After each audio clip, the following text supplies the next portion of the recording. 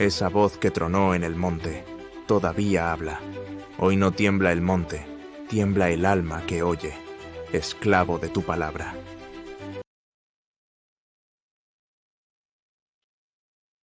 Listo, pues estamos en Deuteronomio capítulo 2. Comenzamos con Deuteronomio la semana pasada. Vimos que son una serie de discursos y la introducción de Deuteronomio, los primeros 4 capítulos, como que se hace un recuento histórico para la segunda generación de lo que ha pasado hasta este momento. ¿Ok? Ya en el capítulo 5 vamos a empezar con la ley y es donde se repiten los 10 mandamientos. Los 10 mandamientos los puedes encontrar en Éxodo 20 o Deuteronomio 5. ¿Ok? Entonces, la vez pasada vimos el capítulo 1, cuando Moisés les explica a la segunda generación por qué sus padres quedaron muertos y tirados en el desierto por su rebelión en Cades Barnea, cuando pusieron a prueba a Dios, cuando se rebelaron contra la orden de Dios de entrar a la tierra prometida, cuando pusieron en entredicho el carácter de Dios y la integridad de Dios al decir, no, Dios nos trajo aquí para que nos maten. ¿Ok? Por su gran incredulidad, Dios les juzga y les dice, estuvieron 40 días espiando la tierra, bueno, un año por cada día van a estar dando vueltas sin sentido en el desierto hasta que todos ustedes hayan muerto, y a los que voy a meter a la tierra prometida es a sus hijos. Cuando les dice esto, Moisés dice, no, no, no, entonces siempre sí, vamos a ir a pelear. Dios ya dijo que no, váyanse al desierto. No, no, no, vamos a ir a pelear, fueron derrotados, mostrando que aún la obediencia tardía es desobediencia y mostrando aún un corazón rebelde contra el Señor porque Dios ya les había dicho, váyanse a dar vueltas, ya no hay más que hacer. ¿Ok? Entonces, el capítulo 2 continúa dando un recuento histórico, ¿no? Y no lo vamos a leer así versículo a versículo, pero continúa dando un recuento histórico de lo que pasó, ¿no? Entonces, dice, se quedaron en Cádiz por mucho tiempo, así termina el 1, luego dimos la vuelta y regresamos por el desierto hacia el Mar Rojo, tal como el Señor me había indicado, y durante mucho tiempo anduvimos de un lugar a otro en el monte en la región de Seir, simplemente dando vueltas. Entonces, acá, cuando tú continúas con la lectura del capítulo 2, te vas a dar cuenta que Dios le dice, bueno, ya han vagado mucho por esta zona montañosa, ahora diríjanse, vamos al norte, ¿no? Y van a empezar, vamos a hablar de varios pueblos que están por ahí. Entonces, el capítulo 2, si lo quieres como que resumir, básicamente, entre otras cosas, ¿no? Te subraya que Dios ha dado tierras a todos los pueblos de la tierra, no solamente al pueblo de Israel. Aquí, por ejemplo, dice, también da las siguientes órdenes al pueblo. Van a atravesar el territorio de sus parientes, los edomitas, los descendientes de Esaú que viven en Seir. Ustedes se acuerdan que Jacob tenía un hermano gemelo, vamos, es Esaú, él ya tiene un pueblo que desciende de él, se llama Edom, ellos tienen un territorio en Seir.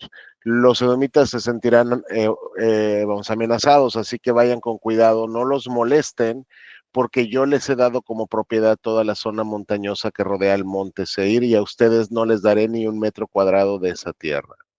O sea, no solo es Dios el que le está dando una tierra al pueblo judío, sino es Dios el que le ha dado un lugar a cada pueblo de la tierra. Entonces esto recalca la soberanía de Dios sobre las naciones. Dios no es un Dios tribal judío.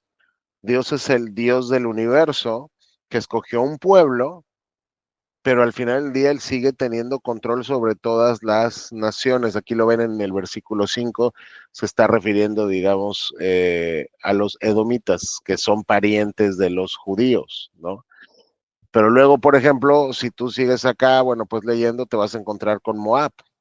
¿Y Moab de quién desciende? ¿De quién desciende Moab? Ahí está en la Biblia. Dice, el Señor les advirtió, no molesten a los de Moab, descendientes de Lot, ni comiencen una guerra contra ellos. A los moabitas les he dado la ciudad de Ar como propiedad, y a ustedes no les daré nada de su tierra. Hay pueblos de los que Dios les dijo, de esta tierra, de estos pueblos, a ustedes no les voy a dar nada, ¿no? Los pueblos que están en Canaán, eso ya también, vamos, es los pueblos que Dios ha designado como que les va a quitar su tierra, como los jebuseos, como los amorreos, todo esto es otra cosa. Pero hay aquí otros pueblos a los cuales yo no les voy a quitar la tierra que yo mismo les di. Entonces, nada más 2, 3 versículos aquí te pueden hacer darte cuenta que Dios, él maneja o sea, vamos, él maneja providencialmente todos los acontecimientos del universo. Es el Señor de toda la tierra y Él reparte las posesiones de su tierra con propósitos que solo Él conoce y están bajo su mano de soberanía. Entonces Él le da tierra a, por ejemplo, vamos a los edomitas y vamos a los de Moab y a los de Amón. Dios les da tierras y los levanta así como quiso hacerlo con su pueblo. Y así como Él es quien levanta, vamos a los pueblos, también es quien ordena su caída. ¿Ok? Entonces acá están haciendo como un repaso histórico de por dónde fueron y las instrucciones que Dios les dio. Luego, en este mismo capítulo 2, dice Moisés, 38 años pasaron, estoy en el 14, 38 años pasaron desde que partimos por primera vez de Cades Barnea. Esto es desde que se rebelaron esa primera vez con los espías, cuando pasó esto que ya vimos en el capítulo 1, ya pasaron 38 años, hasta que cruzamos finalmente, ok, vamos al arroyo de Seret.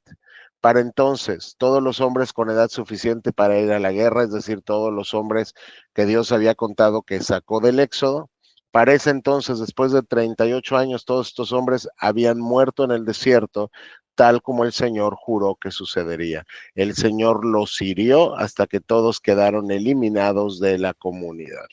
Entonces todavía nos queda más claro que este capítulo 2 nos muestra el juicio que Dios está ejecutando sobre esta primera generación que se rebeló contra él en Cades Barnea, lo cual vimos en el capítulo 1. O sea, nos muestra que Dios juzga generacionalmente el pecado, nos muestra que Dios esperó con paciencia para que todos estos hombres rebeldes se murieran.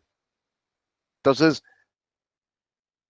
si lo quieres ver así de manera como muy sencilla, el capítulo 14, nada más el capítulo 14 perdón, vamos, el versículo 14 del capítulo 2 está exaltando la justicia retributiva de Dios. ¿Por qué? Porque Dios cumplió su palabra de que esa generación no entraría. Y los puso a dar vueltas sin sentido por el desierto para que todos ellos se murieran. O sea, vamos, ahora acuérdate, quien está escuchando todo esto es la segunda generación, son sus padres.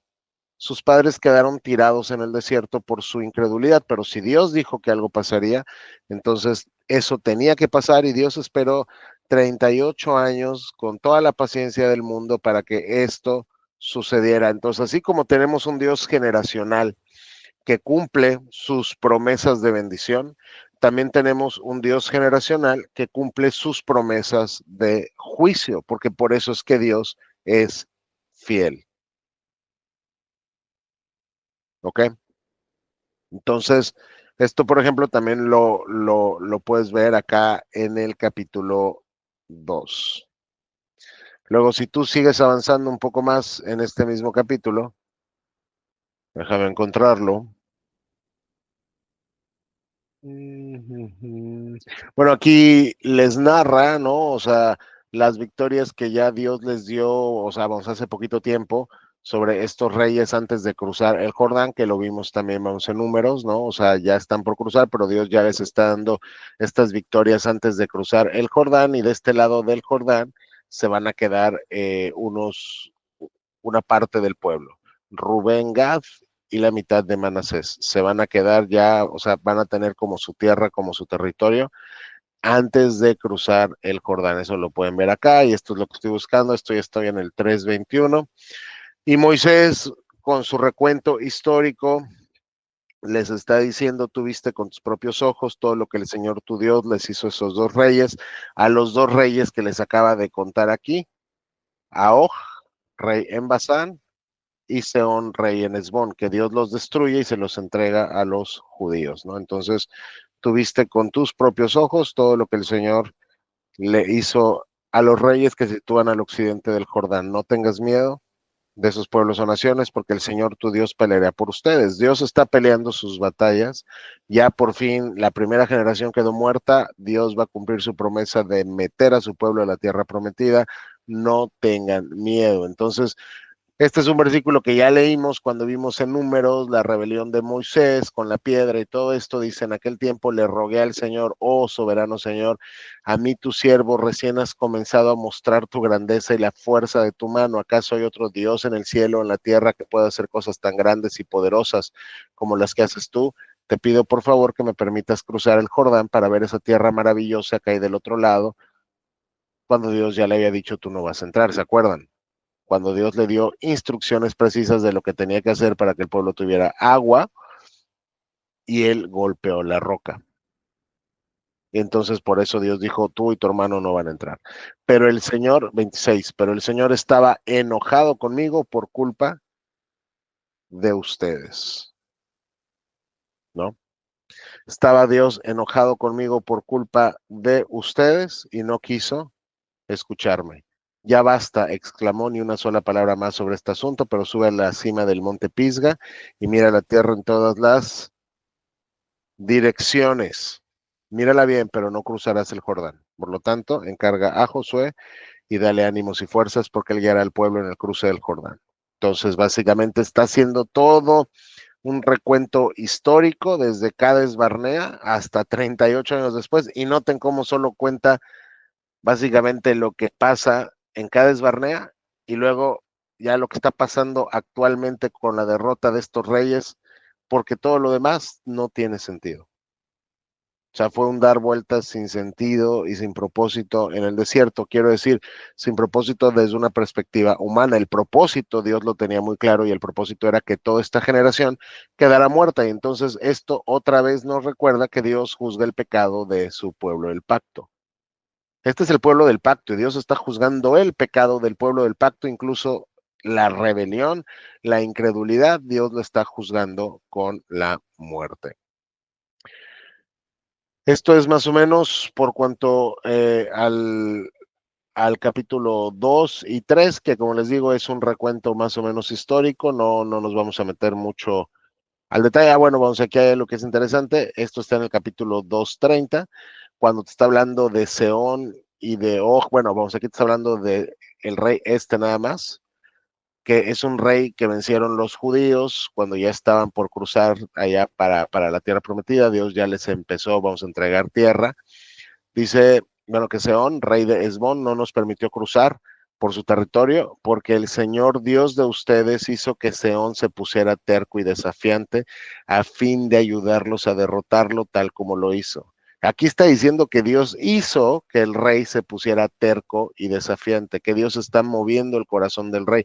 En la Reina Valera lo traducen: Maseón, rey de Hesbón, no quiso que pasemos por el territorio suyo, porque Jehová tu Dios había endurecido su espíritu y obstinado su corazón para entregarlo en tu mano, como hasta hoy. Y entonces esto lo vemos y nos trae una reminiscencia de lo que Dios hizo con Faraón. Ya lo hemos leído. Cuando leemos Éxodo, nos detuvimos a ver las instancias donde decía: y Faraón endureció su corazón y Jehová endureció el corazón de Faraón. Entonces, es como que las dos verdades corren ahí paralelas, pero al final del día, este endurecimiento que tuvo tanto Faraón como Seón, lo que me está diciendo es que ellos son responsables por su pecado. Sin embargo, como lo vimos ya con Faraón, Dios está ordenando que eso suceda para que se cumplan sus propósitos. Entonces hay una tensión ahí, por ejemplo, vamos, entre la terquedad de este rey, que es voluntaria. O sea, este rey no es como que Dios le está inyectando terquedad que él no tiene, sino este rey voluntariamente está siendo terco, y Dios, como castigo por su pecado, lo está entregando a su terquedad. Y entonces cuando Dios retira su gracia común y lo entrega a su pecado se incrementa. ¿Ok? Entonces aquí hay una doble agencia como divina, humana, en el endurecimiento. Hay un doble actuar tanto de Dios como como del hombre. Dios, como ya lo sabemos, Dios es santo y no es como que Él infunde maldad en el corazón del hombre. Lo único que Dios tiene que hacer cuando quiere endurecer a una persona es Dios retira su gracia y Él ordena providencialmente que todas las circunstancias confirmen al pecador en el camino que el pecador escogió. Al final Dios lo hace con el fin de glorificar su justicia. No sé si me di a entender. ¿Tienen dudas? No. No. Muy bien, entonces aquí Dios está endureciendo al pecador al retirarle su gracia y el pecador elige voluntariamente su camino. Pero bueno, esto es por lo que tiene que ver con el capítulo 2 y el capítulo 3. Ya el capítulo 4 nos va a narrar un discurso de Moisés que es el preámbulo para que ya comience la exposición de la ley, ¿ok? Y entonces recuerden que el tema del texto que leemos o Deuteronomio es la renovación del pacto que llama a la obediencia por amor. Lo puedes tú dejar así, ¿ok? Entonces, el capítulo 4 es un discurso donde ya deja, digamos, vamos al relato histórico, o sea, ya les hizo como una síntesis rapidísima para la segunda generación, que ya escucharon también todo el Pentateuco, ¿ok? Y entonces empieza a exhortar al pueblo en vista de que ya está por entrar en la tierra prometida. Entonces, esta sección ya es fuerte en teología, densa en teología y es como el clímax, digámoslo así, de la introducción de Deuteronomio antes de pasar ya al capítulo 5, ¿ok? Como la repetición de los 10 mandamientos. Entonces vamos a regresar aquí a la versión que usamos. Capítulo 4, versículo 1. Ahora Israel, escucha con atención los decretos y las ordenanzas que estoy a punto de enseñarte. Obedécelos para que vivas y para que puedas entrar y poseer la tierra que el Señor, Dios de tus antepasados, te da. Entonces, aquí noten cómo la permanencia en la tierra está vinculada ¿a qué? A la obediencia de los mandatos. Ok, vamos, aquí hay una condicionalidad absoluta. No la puedes quitar del texto, está muy clara ahí. Si tú obedeces, tú vas a permanecer en la tierra. Pero lo contrario también es verdad. Si tú desobedeces, y lo vamos a ver, Dios te expulsará de la tierra. Este es un pacto condicional. Son estipulaciones pactuales, o sea, que están, digamos, redactadas de manera condicional. Entonces, si quieres entrar y poseer la tierra, tienes que obedecer los decretos y las ordenanzas que te voy a dar. Ahora, estos decretos y estas ordenanzas tienen una fuente y esa fuente es el Dios de tus antepasados. No agregues ni quites nada a estos mandatos que te doy. Y aquí tenemos de manera muy incipiente ya la doctrina de la suficiencia de la escritura. La Biblia, una vez que está terminada, una vez que Dios ha revelado su voluntad por conducto de su palabra, no necesita nada más y tú no necesitas nada más para vivir la vida cristiana. No puedes agregar nada, ni puedes quitar nada de los mandatos que Dios te da en las escrituras. Y esto, o sea, bueno, tiene, digamos, un eco al final de la revelación, al final del canon, cuando en Apocalipsis Dios dice lo mismo. ¿Ok? No puedes quitar ya nada. O sea, lo que te está diciendo aquí Moisés es que lo que él te va a decir es absolutamente suficiente. Y este es un principio o sea, así como esencial para interpretar la Biblia. ¿Ok? Porque la Biblia varias veces te advierte contra alterar el mensaje divino. ¿Ok? Entonces lo que Moisés está diciendo en realidad cuando dice no agregues ni quites nada es porque no hace falta que agregues ni quites nada. Y entonces lo que está diciendo es esto que te estoy dando, esta revelación de Dios es un reflejo del carácter de Dios y en sí misma ya es perfecta. No necesita que tú la compongas, no necesita que tú la edites. ¿Ok? Entonces, simplemente obedece los mandatos del Señor tu Dios que te doy. Entonces aquí está el llamado al pueblo, la exhortación al pueblo de tu deber delante de Dios es obedecer. Mira, te enseño los decretos y las ordenanzas tal como me lo encargó el Señor mi Dios, para que los obedezcas en la tierra donde estás a punto de entrar y que vas a poseer. Síguelos al pie de la letra y darás a conocer tu sabiduría y tu inteligencia a las naciones vecinas. Cuando las naciones se enteren de todos estos decretos, exclamarán qué sabio y prudente es el pueblo de esta gran nación. Dios tenía el propósito de que su pueblo obedeciera sus mandatos y viviera de una manera tal que fuera absolutamente diferente al resto de los pueblos. Y entonces cuando el resto de los pueblos vieran cómo vivía el pueblo del pacto, se sorprendieran y dijeran, a ver, espérate, porque este pueblo es tan sabio y tan prudente y es, en pocas palabras, diferente a todos. Y entonces, es por el Dios que tienen. Pues qué pueblo tiene un Dios que esté tan cerca de ellos de la manera en que el Señor nuestro Dios está cerca de nosotros cada vez que lo invocamos. ¿Y qué nación tiene decretos y ordenanzas tan justas e imparciales como este conjunto de leyes que te entrego hoy? Entonces, al final del día, el pueblo de Israel estaba llamado a ser el misionero de Dios por medio de su obediencia y entonces para llamar a las naciones a venir y ver y que pudieran conocer a Jehová. Y lo que Moisés enfatiza, aquí digamos en primer lugar, es la inmanencia de Dios. Esta inmanencia de Dios tiene que ver con la cercanía de Dios para con su pueblo. Los pueblos vecinos, las naciones paganas tienen dioses totalmente desapegados del hombre. O sea, son dioses lejanos, son dioses distantes, son dioses a los que no les interesa el ser humano, pero Dios es un Dios cercano a su pueblo que cuando lo invocan, Dios se hace presente cerca del pueblo. Por eso dice, las naciones se van a sorprender cuando vean lo cerca que está Dios de nosotros. Y sobre todo cuando examinen el contenido de la ley que Dios les está dando, van a quedar sorprendidos por su carácter moral de justicia. ¿Ok? Entonces, lo que Dios quería es que las naciones se dieran cuenta que Israel tenía un Dios cercano y justo,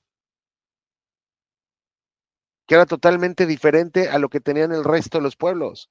Los pueblos tenían dioses injustos y dioses alejados de sus adoradores. Pero Dios, el Dios de la Biblia, el Dios pactual, está cercano a su pueblo y es justo. Entonces, esto también nos informa, por ejemplo, y nos lleva a reflexionar y nos lleva a entender que si tenemos un Dios que está cercano y es justo y nos ha revelado su ley, entonces la manera en la que el creyente, en la que el cristiano se conduce, es decir, la ética cristiana, no está construida por la cultura. Es decir, no es como que tú formas tu ética en función a dónde te desenvuelves o a los valores imperantes de tu pueblo o de tu nación, sino Dios de manera objetiva te está revelando qué es lo bueno, qué es lo malo, qué es lo justo, qué es lo injusto. Y entonces por eso, perdón, entonces por eso cuando tú llegas acá al versículo 8, y Moisés te dice, las naciones se van a sorprender de los decretos y las ordenanzas tan justas y tan imparciales que tengan. Lo que está diciendo Moisés es que la ley que él está a punto de entregarles refleja el carácter de Dios y entonces es absolutamente absoluta. Es una ley santa, es una ley justa, es una ley buena. Entonces, de estos versículos nada más se puede desprender otra vez que Dios quería que su pueblo fuera una sociedad como modelo para que los pueblos llegaran y vieran y conocieran entonces a Dios. El problema es que eso nunca pasó. Es que esto nunca pasó. Fue todo lo contrario. El pueblo de Israel se entregó a la idolatría consumada. Y noten que Moisés les dice aquí en el versículo 9, pero cuidado, asegúrate de nunca olvidar lo que viste con tus propios ojos. No dejes que esas experiencias se te borren de la mente mientras vivas. Y asegúrate de transmitirlas a tus hijos y a tus nietos. Jamás te olvides del día que estuviste ante el Señor tu Dios en el monte Sinaí, donde Él me dijo, convoca al pueblo para que se presente ante mí, y yo mismo lo instruiré. Ellos aprenderán a temerme toda su vida y les enseñarán a sus hijos que también me teman.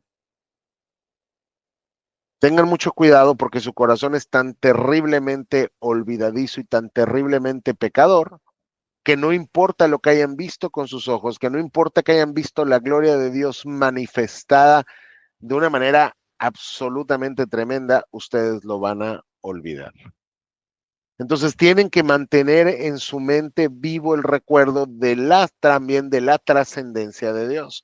Si bien ya me enfatizó su inmanencia, que está cercano a su pueblo y no hay otro Dios tan inmanente como nuestro Dios, dice Moisés, también es absolutamente trascendente. Y esa trascendencia de Dios, que es absolutamente diferente a su creación, esa trascendencia te debe llevar a temerle.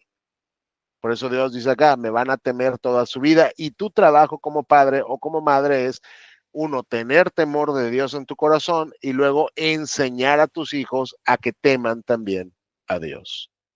Este es un temor de Dios que debe de irse pasando de generación a generación. ¿Ok? Pero lo importante es que entiendan que la obediencia del pueblo, y eso es algo que, o sea, que de verdad les tiene que quedar claro para que entiendan el resto del Antiguo Testamento, la obediencia del pueblo a la palabra de Dios tiene un carácter misional. Vamos a decir, tiene el carácter de atraer a los otros pueblos a la salvación también, a Jehová. Porque incluso desde el Éxodo, desde el Éxodo, ya hay una, o sea, ¿quiénes salen, digamos, del Éxodo? ¿Quiénes salen? ¿Quiénes salen de su esclavitud en Egipto? Pues toda la descendencia de Abraham, ok. O sea, bueno, sí, todos los judíos, ¿no? Ujú. Pero ¿quién más sale con ellos? ¿O no hay nadie más que salga con ellos?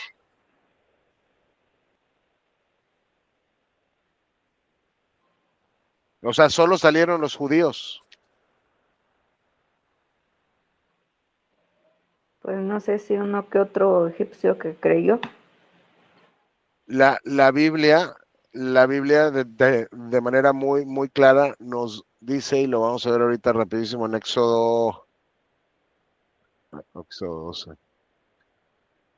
A ver, aquí está. Pues aquí nos está hablando de la noche del Éxodo, ¿no? Del día en que el pueblo salió de Ramsés y emprendió el viaje hacia Sucot. Eran 600,000 hombres, ya lo hemos dicho muchas veces, además de las mujeres y los niños. En total eran como 2 millones de personas. Con ellos dice que salió una gentuza que no era israelita, junto con grandes rebaños y manadas. No solo salieron los judíos, sino salieron, se entiende, gente que no es judía. Entonces puede ser pues otras personas que vivían en Egipto que no eran egipcios, sino eran hebreos, o también pueden ser, o sea, gente, digamos, egipcia, que cuando vio las señales que Dios hizo sobre sus dioses y cómo juzgó a sus dioses, creyó en el Dios de Jacob y entonces se fue con el pueblo del pacto. Entonces, desde el Éxodo, tú ya estás viendo que la salvación es para las naciones. No fueron solo los judíos, sino un grupo de gente mixta que salió con ellos. Entonces, por eso es que es tan relevante que ellos entiendan que Dios los quiere como sus misioneros. Pero esto es algo que ellos nunca hicieron.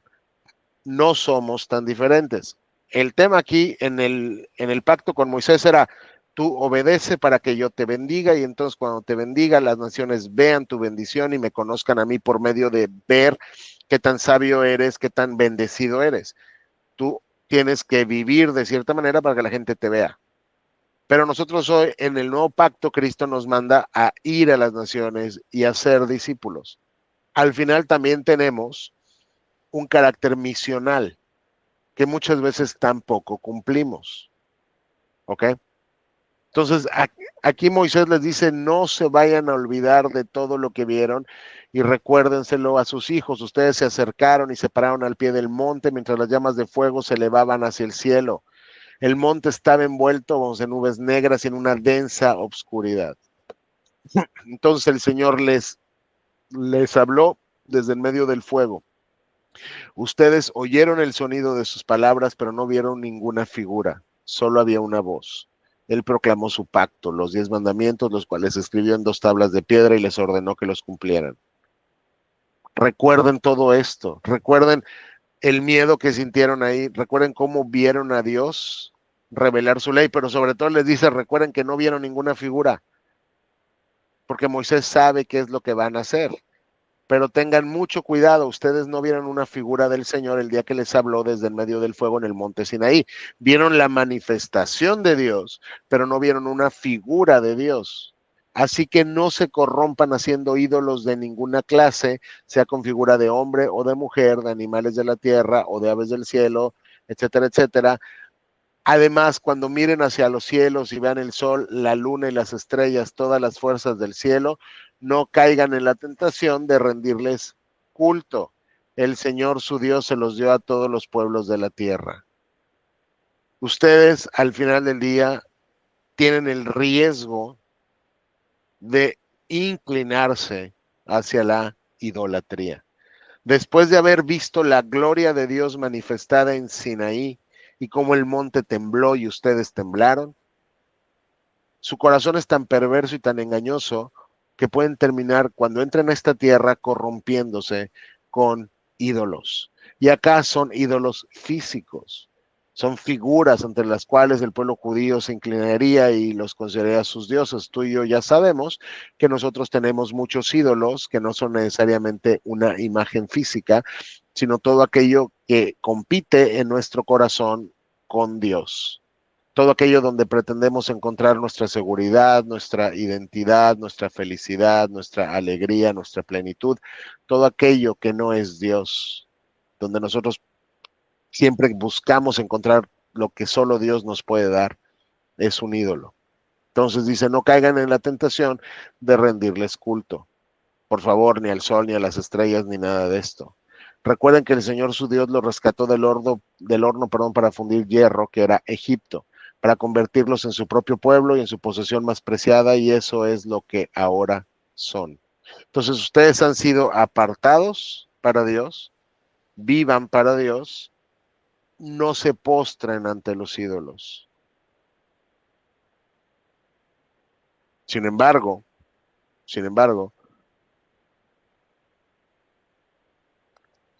dice Moisés, porque le repite, el Señor se enojó conmigo por culpa de ustedes y juró que yo no cruzaría el río Jordán para entrar en la buena tierra que el Señor sus Dios les da como preciada posesión. Esto desde luego pues ya es como otra vez, yo no voy a entrar por su culpa. Ok, ustedes van a cruzar el Jordán, pero yo no, yo voy a morir aquí al oriente del río. Así que asegúrense de no romper el pacto que el Señor su Dios hizo con ustedes. No se hagan ídolos de ninguna imagen ni de ninguna forma, porque el Señor su Dios lo ha prohibido. El Señor su Dios es un fuego devorador. Él es Dios celoso. Dios odia cuando su pueblo del pacto, quienes están en una relación pactual con Él, le abandonan para postrarse ante los ídolos. Y esto, desde luego, como ya lo vimos, se puede aplicar a un ídolo de madera o a un ídolo de tu corazón y de mi corazón.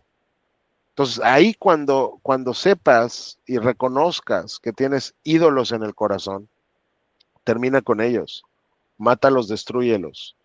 Porque si hay algo que te debe de quedar que así súper grabado del día de hoy es, el Señor es un fuego devorador. Él es Dios celoso. Vean nada más a veces, vamos en California, cuando hay un incendio, cómo el fuego lo devora todo. Y es impresionante. Bueno, es la imagen que Moisés quiere que se quede grabada en nuestra mente. Dios es un fuego devorador y Él es celoso. Él no va a compartir a su pueblo con los ídolos. Él va a juzgar a su pueblo si su pueblo se inclina ante los Baales. ¿Ok?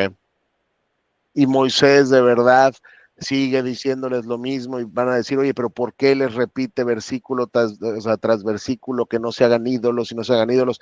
Porque Moisés sabe que lo van a hacer. En el futuro, cuando tengan hijos y nietos y hayan vivido en esta tierra por mucho tiempo, no se corrompan haciendo ídolos de ninguna clase.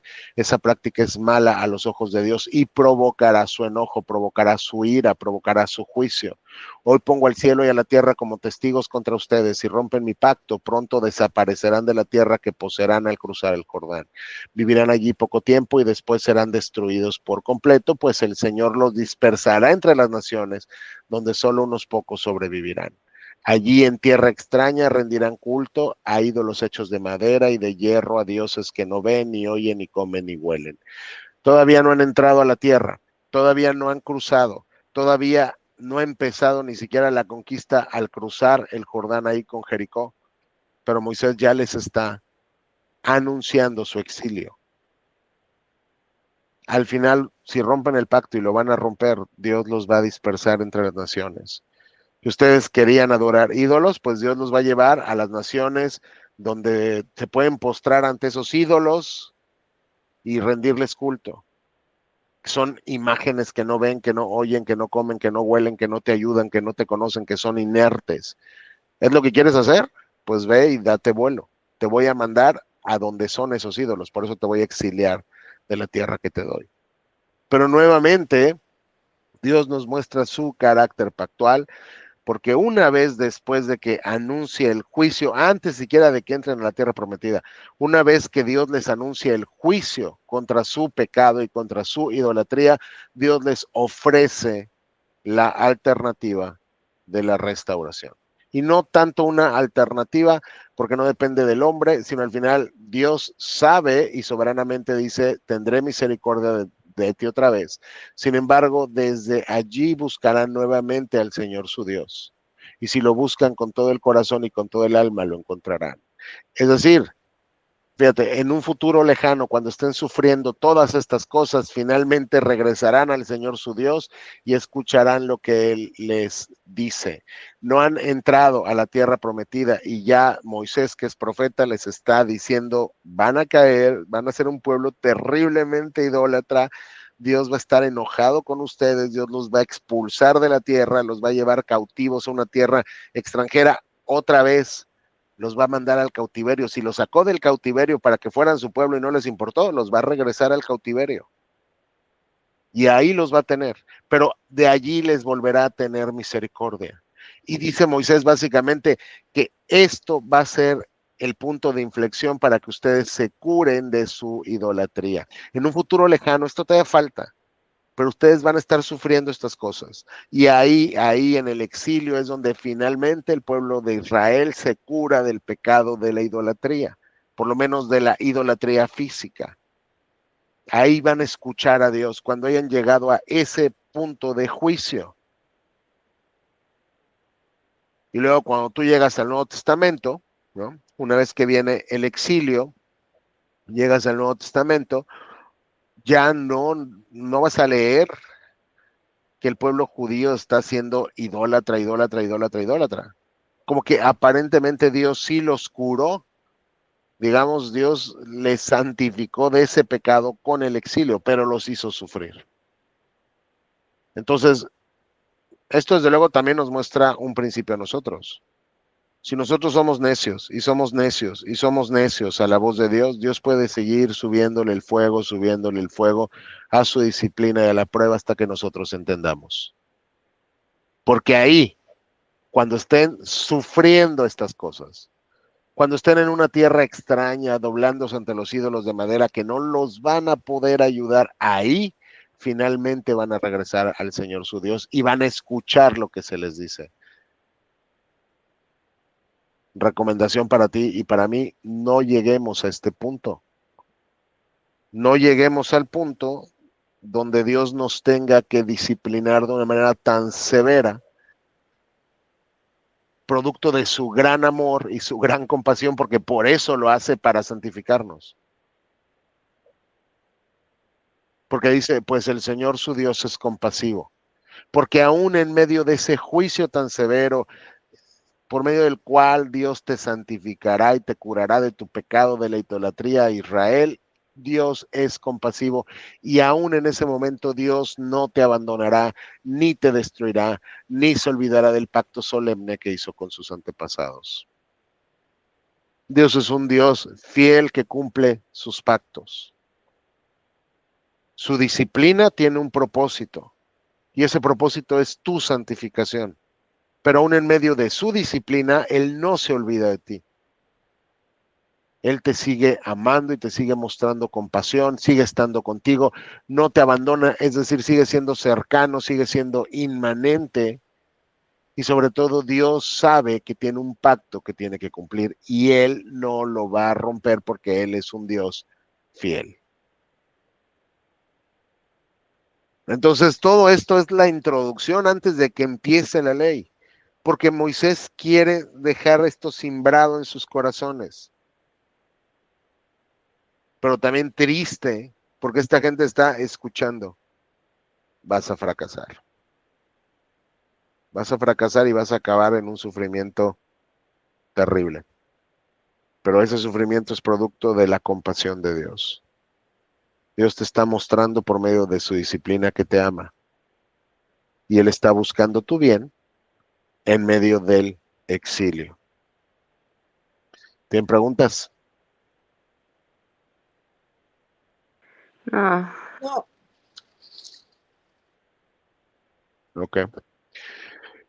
Dice, investiga toda la historia desde el momento en que Dios creó a los seres humanos sobre la tierra hasta hoy y busca desde un extremo del cielo hasta el otro. ¿Alguna vez se ha visto u oído algo tan grande como esto? ¿Hay algún otro pueblo que haya escuchado la voz de Dios hablar desde el fuego tal como lo escuchaste tú y que haya sobrevivido?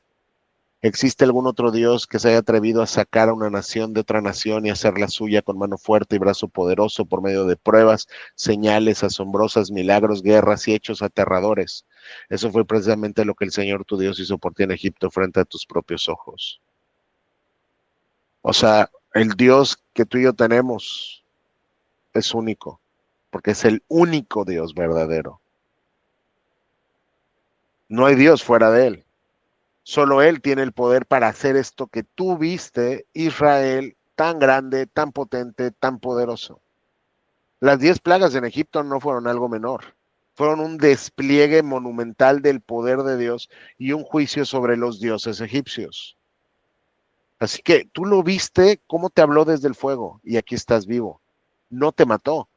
Tú lo viste en su santidad y Él no permitió que murieras.